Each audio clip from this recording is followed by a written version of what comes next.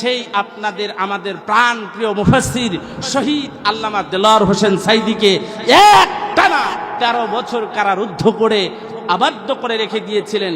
এটাই শেষ নয়, তাকে বিষ প্রয়োগের মাধ্যম দিয়ে এ দেশ থেকে, এই জমিন থেকে নিঃশেষ করে দিয়েছেন। ওরা মনে করেছে আল্লামা দেলোয়ার হোসেন সাঈদীকে শহীদ করে দিলেই, আল্লামা দেলোয়ার হোসেন সাঈদীকে শহীদ করে দিলেই এদেশে কোরআন বলার আর কোনো লোক থাকবে না। কিন্তু বেঈমান কাফেরেরা জানে না, ওইসব দোসরেরা জানে না, ফেরাউনের উত্তরসূরিরা জানে না, আবু জাহেলের উত্তরসূরিরা জানে না, এক সাঈদী মৃত্যুবরণ করবে, আল্লাহ তাআলা এই জমিনে লক্ষ সাঈদী দিয়ে ভরে দিবেন। জয় বলেন, কথা ঠিক কিনা?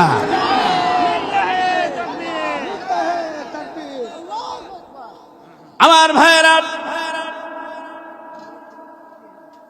ফেরাউন দেখে বললেন, মুসা তুমি কি পাগল হয়ে গেছো? তুমি কি পাগল হয়ে গেছো নাকি? তুমি কার কালিমা বলছো? কার ক্ষমতার কথা বলছো? তুমি কি জানো না আমি বাঘে আর ছাগলে এক ঘাটে পানি খাওয়াতে পারি? এটা কি তুমি জানো না? মুসা ডেকে বলে, ও ফেরাউন, তুমি জানো না এই যে পূর্ব গগনের সূর্যটাকে পশ্চিম গগনে গিয়ে অস্ত নিমিত্ত করেছেন, আবার পশ্চিম গগন থেকে নিয়ে 12 ঘন্টা পরে আবার পূর্ব গগন থেকে উদয় করেছেন, উদিত করেছেন। এই ক্ষমতা তোমার মতো ফেরাউনের না, যিনি পারেন তিনিই হলেন আমার আল্লাহ। একটু জোরে সোরে কর না মারহাবা, আর জোরে বলেন মারহাবা। টাটকা জবাব পেয়েছে না? ফেরাউন, তুমি ভুল করতেছো। কিন্তু যখন যে ভুল করে তার অন্তরে প্রলেপ পড়ে, ও অন্তর দ্বারা কখনোই শুদ্ধ চিন্তা করতে পারে? জোরে বলেন, পারে? কারণ লাহুম কুলুবুল লা ইয়াফকাহুনা বিহা, ওকে অন্তর দিছে। প্রত্যেক মানব দেহে 3টা অঙ্গ আছে, এই 3টা অঙ্গ দ্বারা মানুষ চিন্তা চেতনা করতে পারে। তার 1 নাম্বার হলে লাহুম কুলুবুন, কলবুনের বহুবচন কুলুবুন, অন্তর দিয়েছি, অন্তর সমূহ দিয়েছি, কিন্তু তা দিয়ে কখনো চিন্তা করে না এটা ঠিক না ব্যাঠিক, এটা হালাল না হারাম। একটু মেহেরবানি করে আপনার একটু একসাথে জবান খুলে বলবেন তো, যাদের উপরে রোজা রাখা ফরজ, তারা যদি রোজা না রাখে এটা গুনাহের কাজ না সওয়াবের কাজ? নামাজ পড়া কার হুকুম? জোরে বলেন। যদি না পড়েন তাহলে কার হুকুম? জোরে বলেন। লাহুম কুলুবুল লা ইয়াফকাহুনা বিহা। কিছু মানুষ আছে যারা ওই যে ঈদুল ফিতরে নামাজ পড়েছে আর এই সামনে ঈদুল ফিতরে নামাজ পড়বে, ওরা আবার নিজেদেরকে দাবি করে আমরা মুসলমান, নিঃসন্দেহে আমরা জান্নাতে যাব। ওরা এটা চিন্তা করে জামা কাপড় ইস্তারি দিয়ে রেডি করে আছে, তেল জল দিয়ে রেডি আছে, গোফে মোছে তেল দিয়ে রেডি আছে, আমরা মরে গেলেই জান্নাতে চলে যাব। একটু মেহেরবানি করে বলেন তো, জান্নাত কি কারোর বাবাদের সম্পত্তি? আরো জোরে বলেন। জান্নাত এ সম্পত্তি কার? দিবেন কাদের? ওইটাই তো বলছি, ইন্নাল্লাযীনা আমানু ওয়া আমিলুস সলিহাত। 2টা কাজ, এই 2টা কাজের সাথে চুক্তি করছেন। শুনতে একেবারে তেলতেলা, হ্যাঁ একেবারে শুনতে তেলতেলা, ইন্নাল্লাযীনা আমানু ওয়া আমিলুস সলিহাত। তাবলীগ জামাতের ভাইরাও বলেছে এই 2টা কাজ করলে নিঃসন্দেহে পারাফাস একেবারে সাল্লুত করে আল্লাহর জান্নাতে চলে যাব, যায়া ঘর বাড়ি করে একেবারে বৌসাল নিয়ে সুখে শান্তিতে থাকবো। এই চিন্তা যারা করেছেন ভুল করেছেন। আপনি কি কখনো পড়েছেন ইহদিনাস সিরাতাল মুস্তাকিম? এই আয়াতের তাফসীরটা কখনো ভালো করে পড়েছেন? একবার কি জানার চেষ্টা করেছেন? একবার কি মুফাসসিরের কাছে গিয়ে জানার চেষ্টা করেছেন? একবারও কি চিন্তা করেছেন ঈমান কাকে বলে? মা হুয়াল ঈমান, মা'মানাল ঈমানা লুগাতান ওয়া শারআন ওয়া কাম কিসমান লাহু। ঈমান কত প্রকার, কি কি, এটা কি কখনো একবার জানতে চেয়েছেন? ঈমান শব্দটি বাবে ইফআল এর মাসদার, এটি আমনুন থেকে এসেছে, যার আবিধানিক অর্থ মেনে নেওয়া, ভয় করা, আল্লাহ তাআলাকে বিশ্বাস স্থাপন করার নাম হলো ঈমান। সুবহানাল্লাহ বলবেন না? এই যে সুবহে সাদিক হয়েছিল, আবার অষ্টমী তো গেল, সন্ধ্যা ঘনিয়ে আসলো, রাত প্রহর চলে আসলো, আমরা সুষুপাতনে নিমগ্ন হব, গভীর ঘুমে নিমগ্ন হব, অর্ধমৃত্যুর সাথে পাঞ্জা লড়ব। এ প্রাণ এ দেহে ফিরে নাও পেতে পারি, কিন্তু আল্লাহ তাআলা অনুগ্রহ করে আমাদেরকে ফেরত দেন, তাই আমরা বেঁচে থাকি। এই অনুগ্রহ কার? এটা বিশ্বাস স্থাপন করার নাম ঈমান। এটা বিশ্বাস করার নাম কি? আমার ভাইয়েরা, মুসা আলাইহিস সালাতু ওয়াস সালাম বললেন, ফেরাউন তুমি আল্লাহ তাআলার ছাড় দেওয়া দেখেছো, আল্লাহ তাআলার ছাড় দেওয়া ছেড়ে দেখেছো, কিন্তু তিনি ছেড়ে দেন না, তিনি ঢিলে দিয়ে আছেন। তিনি যদি কাউড়ে ধরেন তার ধরা থেকে কিন্তু কেউ বাঁচে না। একটু জোরে করেন না সুবহানাল্লাহ। ও ফেরাউন, তার ধরা থেকে কিন্তু কেউ বাঁচে না, কারণ তিনি বলেছেন খুজুহু ফাগুল্লু। খুজু মানে ধরা, ফাগুল্লু এমন ধরা ধরবেন, ওই যে বাঘে যেরকম বকরিদের নন্নড়ি টিপে ধরে, কণ্ঠনালীকে চাপ দিয়ে ধরে একেবারে টান দিয়ে ছিঁড়ে ফেলে। আল্লাহ বলেন আমি তোমার এমন ধরাই ধরবো, ওই ধরা যদি ধরি তাহলে আর ঢিলা দিয়ে ধরবো না, এক ধরাতে তোমারে শেষ করে ফেলবো। জোরে বলুন কথা ঠিক কিনা? যুগে যুগে নমরুদ, ফেরাউন, হামান, কারুন, পৃথিবীতে যত স্বৈরাচার ছিল তারে আল্লাহ ছেড়ে দিয়ে রেখেছিলেন। অবস্থার প্রেক্ষিতে আল্লাহ তাআলা যখন সহ্য করতে পারলেন না, যখন সীমা লঙ্ঘন করে ফেললেন, আল্লাহ বলেন এখন আর ছেড়ে দেওয়া যায় না। ফেরাউন যখন বললেন আনা রব্বুকুমুল আলা, আমি হলাম বড় আল্লাহ, তখন আল্লাহ চিন্তা করে দেখলো আর ছেড়ে দেওয়া যায়? অনেক ছেড়ে দিয়েছি। বাংলাদেশের স্বৈরাচারকেও ছেড়ে দিয়েছিলেন। দীর্ঘ 16 বছর দীর্ঘ 16 বছর রাজত্ব করেছেন। একেবারে নির্বিচারে একেবারে স্বাধীন মানুষগুলোকে, সুস্থ মানুষদেরকে, কোরআন প্রেমিকদেরকে, রসুল প্রেমিকদেরকে বিনা কারণে হত্যা করে তিনি না কবর দেশে পাঠিয়ে তিনি চিন্তা করেছিলেন আমরা আসি 41 সাল পর্যন্ত। যারা বলেন কথা ঠিক কিনা? আচ্ছা বলেন তো, 41 সাল পর্যন্ত যে বাঁচবে এমন কোন নিশ্চয়তা আছে? যারা বলেন আছে? এইখানে আমরা যারা আছি আমরা সকলেই বাড়ি ফিরে যেতে পারবো এমন নিশ্চয়তা কি কারো আছে? 41 সাল পর্যন্ত যিনি গ্যারান্টি দিয়েছিলেন, তাহলে আমি নিঃসন্দেহে এই কথা দ্বারা প্রমাণিত করতে পারি, বলতে পারি যে তোমার চাইতে ফেরাউন অনেক ভালো ছিল। যারা বলেন কথা ঠিক কিনা?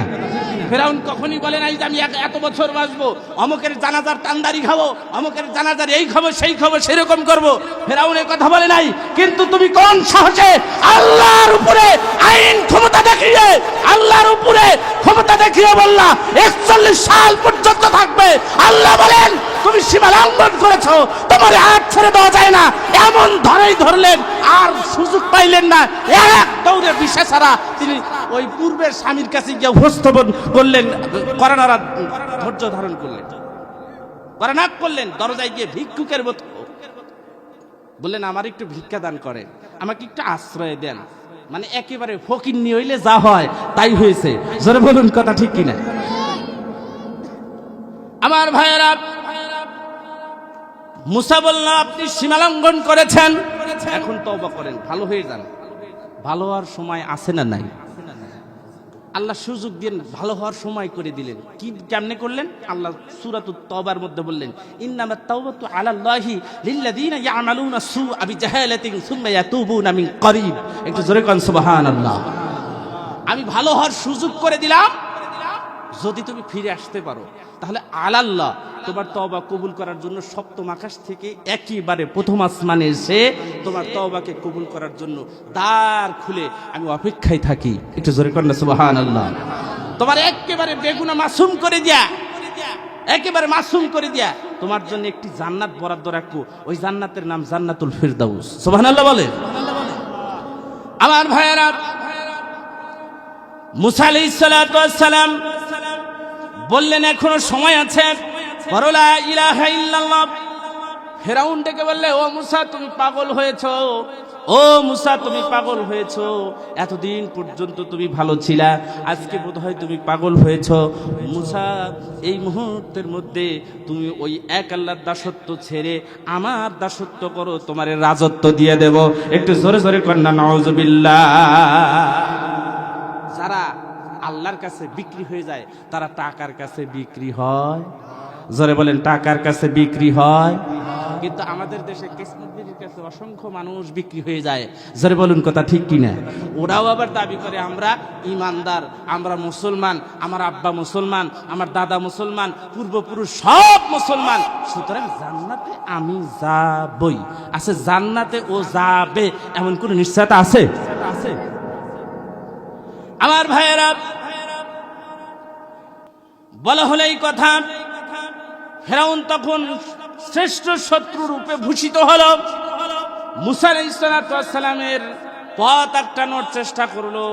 মুসা আলাইহিস সালামের অনুসারীদেরকে আস্তে আস্তে মারা শুরু করলো, যেমনটি করে বাংলার স্বৈরাচার মারা শুরু করে দিয়েছিল। ফেরাউন যখন মুসা আলাইহিস সালামের সমস্ত ঔরাসদের সমস্ত অনুসারীদের মারতে শুরু করলো, একেবারে যখন ঘেরাও করা শুরু করলাম, মুসা আলাইহিস সালামের দল বল সহ যখন দিনের দাওয়াত দিয়ে যখন যাইতেছিলেন, এমন সময় ফেরাউনের দলবল বিরাট একটি দল নিয়ে যখন মুসা আলাইহিস সালামকে ঘেরাও করলেন, মুসা আলাইহিস সালাম আল্লাহর সাহায্য কামনা করলেন, কারণ বিপদের সময় যিনি সাহায্য করতে পারেন তিনি কে? বিপদের সময় যিনি সাহায্য করতে পারেন, বিপদের সময় যিনি একমাত্র পাশে দাঁড়াইতে পারেন, তিনি হলেন আল্লাহ।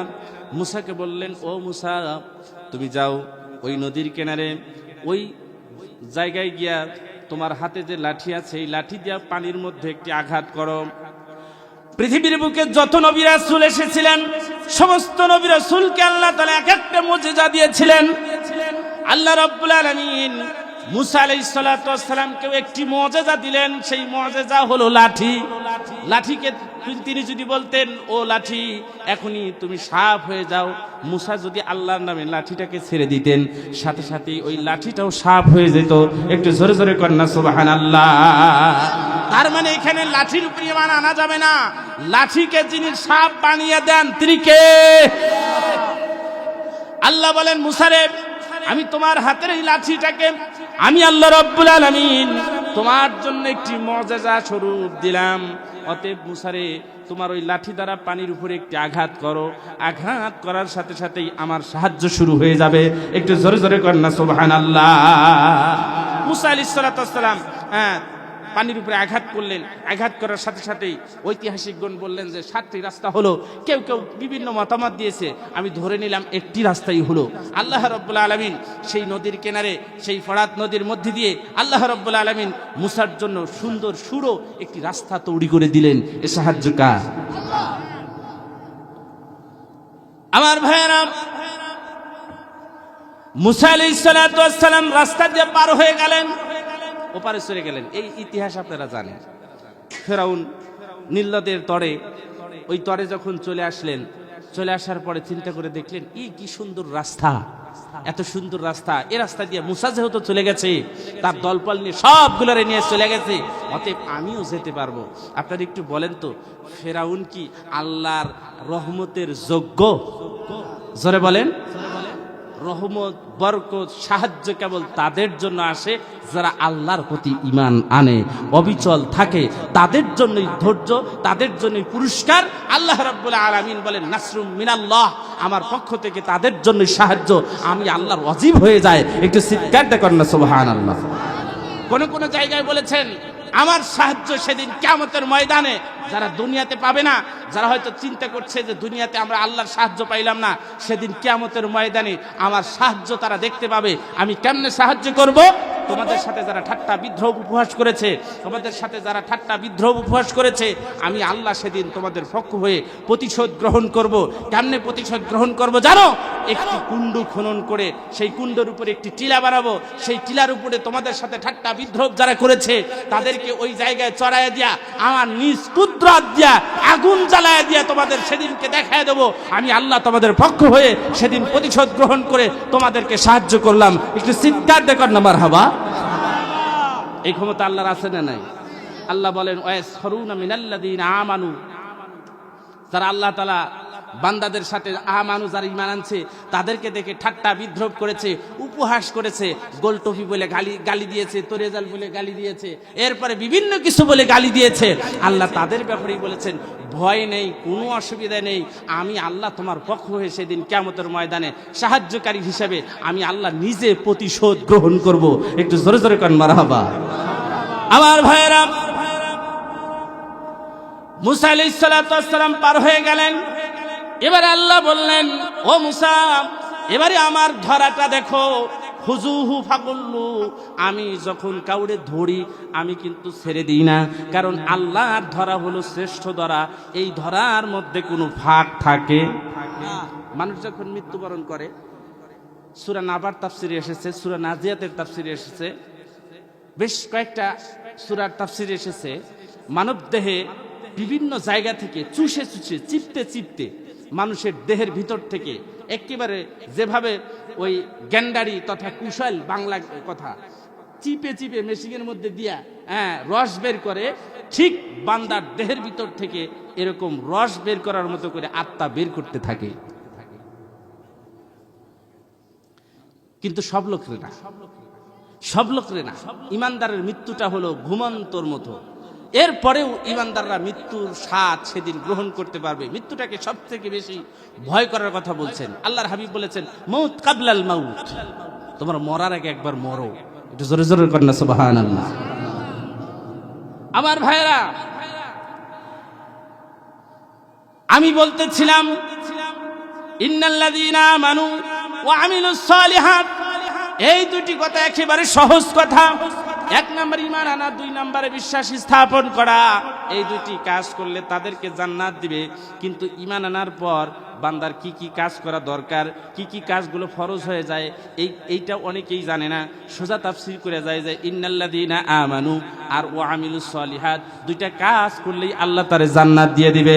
কিন্তু যখন বান্দা ঈমান আনে, আল্লাহ তাআলার প্রতি বিশ্বাস স্থাপন করে, এই কথা যখন বলার সাথে সাথেই ইসলামের যত বিধিবিধান আছে, ইসলামের যত নিয়ম কানুন আছে, ইসলামের যত হুকুম আছে, যত আহকাম আছে, যত নির্দেশ আছে, সমস্ত কিছু পালন করা ওনার জন্য হলো ফরজ। তবে কিছু হুকুম তার জন্য ফরজ না, যেমন যাকাত আমভাবে সকলের উপরে ফরজ না। কথা কি বুঝতে পেরেছেন? এই জন্য আল্লাহ তাআলা সহজ, যে যে সেক্টরে আছে, যতটুকু যার অর্থ আছে, ওই পরিমাণ মানা তার জন্য হলো ফরজ। এই ফরজ কাজগুলো যখন মানুষ করে না, আল্লাহ তাদেরকে বলেছে বেঈমান বলে, কাফের বলে সম্বোধন করেছে। যেমন সালাত, বিনা কারণে স্বেচ্ছায় একাধিক কোনো কারণ নাই যদি নামাজ কাজা করে, বলে ফাহুয়া কাফের, ওই ব্যক্তি হলো কাফের। যারা ওই ঈদুল ফিতরে নামাজ পড়েছে আর এক ঈদুল ফিতরে গিয়ে নামাজ পড়বে, আপনারা বলুন তো এরা ভালো মানুষ না কাফের? তাহলে ওরা যে দাবি করছে আমরা মুসলমান, আমরা জান্নাতে যাবই, বাপের সূত্র ধরে বলেছে আমরা জান্নাতে যাবই, আসলে কি তাদেরকে জান্নাত দেওয়া হবে? জোরে বলেন হবে? আমার ভাইয়েরা, মুসা আলাইহিস সালাতু ওয়াস সালামকে হুকুম করা হয়েছিল দাওয়াত দাও। প্রত্যেক মুসলমানের উপরে দাওয়াতি কাজ করা ফরজ। একটু জোরে জোরে করেন না সুবহানাল্লাহ। যে যে সেক্টরে আছেন, যেখান থেকে আছেন, জিজ্ঞাসা করতে পারেন, হুজুর আমি তো অন্যের বাড়িতে কাজ করে খাই। আপনি অন্যের বাড়িতে কাজ করে খান, কিন্তু আপনার আন্ডারে যেগুলো আছে বা আপনার কৌশলে মনিবকেও দাওয়াত দেওয়া আপনার উপরে ফরজ। একটু জোরে জোরে করেন সুবহানাল্লাহ। এই কথা বলা, লা ইলাহা ইল্লাল্লাহ। আদম সুফিউল্লাহ বলছেন বলো লা ইলাহা ইল্লাল্লাহ। একেবারে শেষ নবী ঈসা রুহুল্লাহ বলেছেন লা ইলাহা ইল্লাল্লাহ। এই একটি কথা প্রতিষ্ঠিত করার জন্য যুগে যুগে যত নবী রাসূল এসেছেন, একটি দাওয়াতি বলো লা ইলাহা। এইটা মানাই হলো ঈমান। এটা মানাই কি? ঈমান। এইটা এর ভিতরে, এই লা ইলাহা ইল্লাল্লাহর ভিতরে তামাম পৃথিবী ঢুকানো আছে, গোটা কোরআন শরীফ ঢুকানো আছে, গোটা আইন নিয়ম কানুন, গোটা সংবিধান, গোটা বিচার, যত বন্টন, এক কথায় গোটা পৃথিবীর যত আইন আল্লাহ তাআলা কোরআনুল কারীমে যত আইন রেখেছেন, তা এই লা ইলাহা ইল্লাল্লাহর মধ্যে ঢুকানো আছে। একটু জোরে জোরে কোন সুবহানাল্লাহ। আমার ভাইয়েরা, আমার ভাইয়েরা, মুসা আলাইহিস সালাতু ওয়াস সালাম পার হয়ে গেলেন। আল্লাহ বললেন বরদাস্ত করা যায় না, কারণ তুমি আমার অস্তিত্বের উপরে হাত লাগিয়ে দিয়েছো, আমার অস্তিত্বের ব্যাপারে তুমি হাত লাগিয়ে দিয়েছো। আমার ভাইরা, আল্লাহ তাআলার অস্তিত্বের ব্যাপারে যখন হাত লাগিয়ে দেয়, আল্লাহ তখন বরদাস্ত করতে পারেন না। এবার আল্লাহ নিজেই বলেছেন ফেরাউন রে, এইবার আমি তোমারে ধরবো, এমন ধরবো, গোটা পৃথিবীতে যত মানুষ আসবে, পৃথিবী যতদিন থাকবে, এমনকি পরকাল পর্যন্ত মানুষ জানতে পারবে একজন মাত্র নাফরমানি করেছে, আল্লাহর অস্তিত্বের উপরে হাত লাগিয়ে দিয়েছে, আল্লাহ তাদেরকে ছাড় দিয়েছেন কিন্তু ছেড়ে দেন নাই। এই জন্যই আমি আল্লাহ তাআলা তোমাকে ধরলাম আর গোটা বিশ্বকে একটি নিদর্শন দেখানোর জন্য তোমারে রেখে দিলাম। এটাই হলো আমার আল্লাহ তাআলার কেরামতি। একটু জোরে জোরে কর না মারহাবা। এটাই হলো আল্লাহ তাআলার কেরামতি। সুতরাং আল্লাহ তাআলা স্পষ্ট করে বলে দিয়েছেন, খুজুহু ফাগুল্লু, আমি ধরবো, এমন ধরাই ধরবো, সেদিন ছাড়বো না।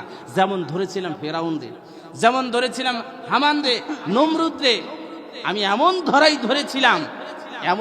ধরেছিলাম যে আমার ধরা থেকে সব কেউ পার পায় নাই। পৃথিবীতে অনেক ক্ষমতাশীল ছিল কিন্তু আমার আল্লাহ তাআলার ধরা থেকে কেউ ক্ষমা পায় না। আমার ভাইয়েরা, এজন্যই মুসা আলাইহিস সালাতু ওয়াস সালাম পার হয়ে গেলেন, ফেরাউনকে ধরে পানির মধ্যে সুবান দিলেন, সুবান দিয়ে গোটা বিশ্বকে দেখিয়ে দিলেন। 40 দিন পর্যন্ত রেখে দিলেন। কেউ কেউ অনেক আরো বেশি লং টাইমের কথা বলেছেন। মাটির নিচে, পানির নিচে রেখে দিলেন। পানির নিচে রাখলে সাধারণত মানুষগুলো পচে গলে শেষ হয়ে যায়, কিন্তু আল্লাহ তাআলার ক্ষমতা দেখানোর জন্য তিনি রেখে দিলেন, এমন ভাবে রেখে দিলেন যেভাবে পেঁয়াজু ওই গরম তেলের মধ্যে দিলে নরমতা দেয়, কিন্তু আস্তে আস্তে বলক পাড়তে পাড়তে ভাজা ভাজা অবস্থায় উঠে আসে। আল্লাহ রাব্বুল আলামিন ফেরাউনকে পানির নিচে ঠিক তেলের মধ্যে যেভাবে ভাজে সেভাবে ভেজে রেখে দিলেন। এ ক্ষমতা কার? জোরে বলেন কার? পেঁয়াজের মধ্যে করে ভেজে এখনো রেখে দিয়েছেন আল্লাহ মানুষকে দেখানোর জন্য যে একজন নাফারমান এসেছিল, ওই নাফারমান আল্লাহর অস্তিত্বকে অস্বীকার করেছে, আল্লাহর সাথে শিরিক করেছে, আল্লাহর ক্ষমতার সমতুল্য নিজেকে ক্ষমতাবান মনে করেছে, কিন্তু ও জানে না ওর স্রষ্টা আমি, সুতরাং ওকে আমি মৌত দেব, ওর মৌত দিয়ে আমি ওর সব শেষ করে দেব, ওর রাজত্ব শেষ করে দেব, ওর ক্ষমতা শেষ করে দেব, এই কথা ও জানে না। সুতরাং আমি গোটা বিশ্বকে জানিয়ে দেবার জন্য ফেরাউনকে রেখে দিলাম, তাকে দেখে যেন শিক্ষা গ্রহণ করে।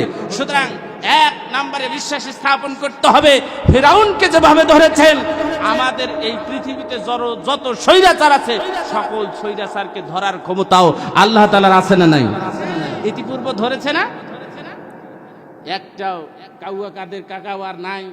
এরপরে আরো যারা ছিল, ওই যে 1.5 ইঞ্চি না 3 ইঞ্চি কয় হারুন আঙ্কেল, হারুন আঙ্কেলও আর নাই। জোরে বলুন কথা ঠিক কিনা?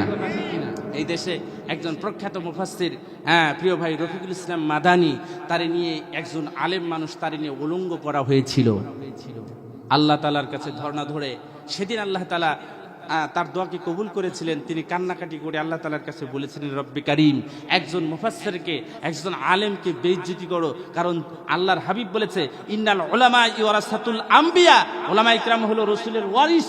সুতরাং সেই রাসূলের ওয়ারিসদেরকে অপমান অপদস্থ করা হয়, আল্লাহ তোমার কাছে বিচার দিয়ে রাখলাম, এর বদলা আমি চাই। একটু জোরে জোরে করেন না সুবহানাল্লাহ।